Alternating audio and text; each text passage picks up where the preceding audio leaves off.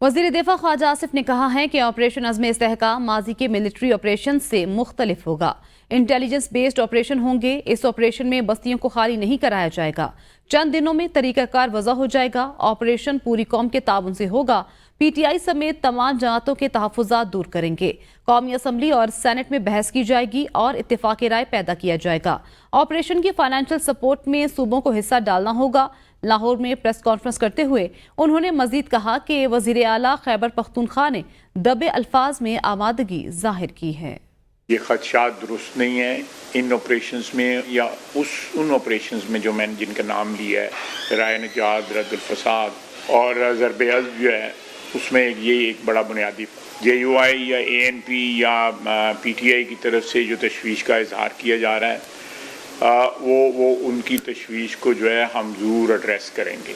सिर्फ जो दहशत गर्दी की बढ़ती हुई एक लहर पिछले चंद माह से चल रही है, हम उसका मुकाबला करना चाहते हैं और उसको ख़त्म करना चाहते हैं। KP की हुकूमत जो है, मैं वहाँ पे मौजूद था, चीफ मिनिस्टर साहब ने कोई इख्तलाफ नहीं किया, बल्कि उन्होंने दबे लफ्ज़ों में ये कहा है कि हम इसको सपोर्ट करेंगे, इस एक्शन को जो है, क्योंकि मेनली ये KP में और बलूचिस्तान में इस पे अमल दरामद होगा।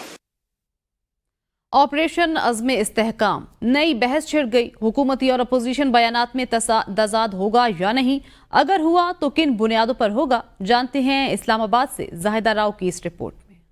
ऑपरेशन अज़्म इस्तेहकाम से पहले PTI समेत बाज़ सियासी जमातों को एतमाद में ना लिए जाने का शिकवा किस हद तक दुरुस्त है और इसके ऑपरेशन की कामयाबी पर क्या असरात मुरतब होंगे, आइए जानते हैं अरकान पार्लियामेंट से। इनको बोले नहीं चलेगा, ये हमारा मुल्क है, आप हमारे मुल्क को किसी को बेच नहीं सकते, आप हमारे लोगों का खून बहा के किसी से पैसे नहीं ले सकते, किसी के साथ डीले नहीं कर सकते, हम नहीं होने देंगे। इन सबको ज़हनी इलाज की ज़रूरत है। मुझे तो लगता है इनके चीफ मिनिस्टर ने कोई मीटिंग में बात नहीं की, तो ये तो इनका पार्टी का इंटरनल मामला है, उससे बात पूछ करें, उससे पूछें। हम तो इसके खिलाफ है, हम तो इसको रिजेक्ट करते हैं। और नुकसान हो अगर मुखालिफ को हो तो अलग बात है, लेकिन ये पब्लिक को होता है, तो वो समझा दे कि हम किस किस्म का ऑपरेशन करना चाहते हैं। अगर पार्टी मान ले तो ठीक है जी। लॉ एंड ऑर्डर सिचुएशन पूरे पाकिस्तान में ख़राब है, लेकिन ये खास कर कुछ इलाके ऐसे हैं कि वहाँ के लोग भी सफरर हैं, न उनको एतमाद में लिया गया है न पार्लियामेंट को, तो डेफिनेटली फिर इस तरह क्वेश्चन मार्क तो होगा। हुकूमत का कहना है कि हमने तहरीक इंसाफ समेत तमाम सियासी जमातों को एतमाद में लिया, कमेटी में तो किसी ने कोई एतराज़ नहीं किया, वावेला करने का क्या फ़ायदा। दूसरी जानिब अपोजिशन का कहना है कि हम तब तक ऑपरेशन की हिमायत नहीं कर सकते जब तक TROs तय करने के साथ साथ आवाम और पार्लियामेंट में बैठे नुमाइंदों को एतमाद में नहीं लिया जाता। कैमरामैन कमर शहजाद के साथ Zahida Rao, ABN news, parliament house, Islamabad. PTI का कबाइल जिरगा के बाद मौजूदा सूरत हाल पर ऑल पार्टीज कॉन्फ्रेंस बुलाने का फैसला। वज़ीर आला खैबर पख्तूनख्वा अली अमीन गंडापुर कॉन्फ्रेंस में तमाम सियासी जमातों को मद्दू करेंगे। कॉन्फ्रेंस की तारीख और वक्त का तयन जल्द किया जाएगा। वज़ीर आला खैबर पख्तूनख्वा के मुशीर बराए इत्तलात व ताल्लुकात आमा बैरिस्टर सैफ ने कहा है कि PTI के ज़ेरे इंतज़ाम कबाइल जिरगा आज होगा। जिरगे में कबायली मुशीरान समेत PTI के मरकजी और सूबाई कायदीन शिरकत करेंगे। जिरगे में करारदाद पास की जाएगी जो बाद में वज़ीर आला को पेश की जाएगी।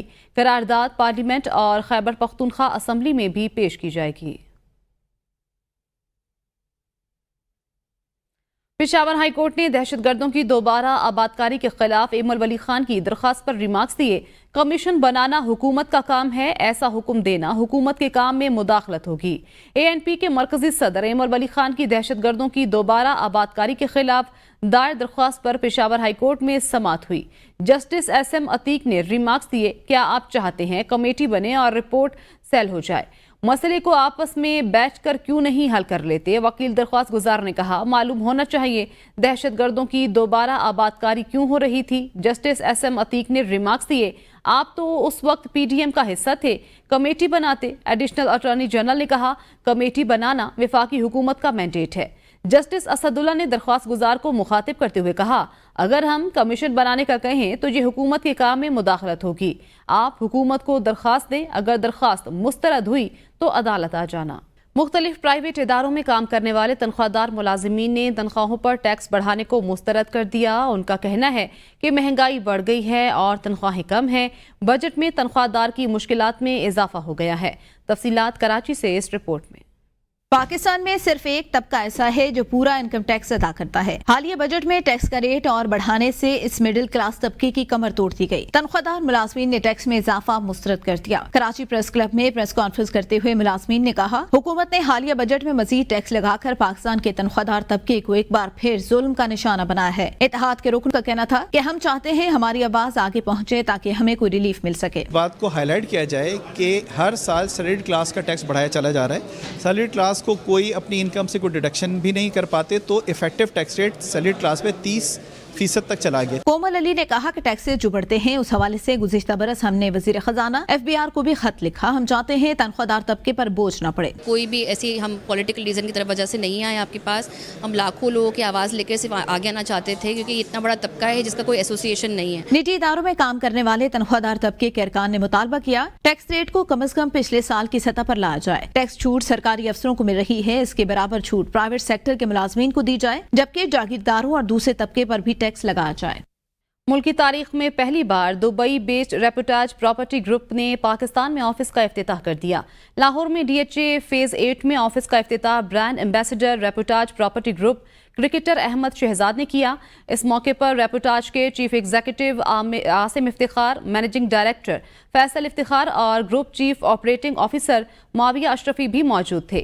افتتاحی تقریب میں پراپرٹی ٹائکونز, ڈیلرز اور میڈیا نمائندگان سمیت سماجی و مذہبی شخصیات کے علاوہ مختلف شعبوں سے تعلق رکھنے والے افراد کی کثیر تعداد شریک ہوئی. شرکاء کا کہنا تھا کہ انٹرنیشنل ریپوٹاج پراپرٹی گروپ کی پاکستان میں لانچنگ اسٹیٹ ڈیولپرز کی دنیا میں ایک شاندار اضافہ ہے جو اہلیان لاہور سمیت پاکستان بھر کے عوام کو پراپرٹی سے متعلقہ بااعتماد, جدید اور بین الاقوامی معیار کے مطابق خدمات کی فراہمی ممکن بنائے گا. لاہور میں خواتین کو ٹیکنالوجی میں انقلابی خیالات, صنعت کاروں کے ساتھ رابطے قائم کرنے اور قابل قدر رہنمائی تک رسائی فراہم کے حوالے سے ویمن ایسوسی ایشن اور لمز سینٹر فار انٹرپرینورشپ کے اشتراک سے تقریب کا انعقاد کیا گیا. تقریب LUMS Syed Babar Ali school of science and engineering میں منعقد کی گئی. شرکاء کو بتایا گیا کہ سرکل ویمن ایک نمایاں غیر منافع بخش ٹیک سٹارٹ اپ ہے. شی لوز ٹیک پاکستان میں مقابلہ کرائے گا جو پاکستان میں اپنی کامیاب 8ویں سالگرہ منا رہا ہے.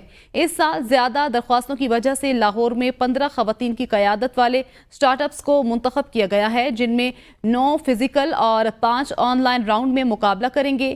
فاتحین کو اگست میں لاہور میں شی لوز ٹیک 2024 پاکستان کے نیشنل فائنل میں مقابلہ کرنا ہوگا. بورڈ ممبران میں احسن چغتائی اور فرید ملک شامل ہیں.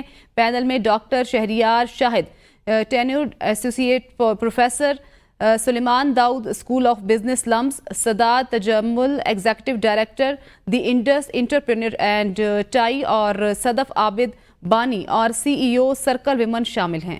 نیوز اسٹوڈیو سے فی الوقت اتنا ہی. دیکھتے رہیے ABN نیوز, کیونکہ ABN ہے قوم کی سوچ.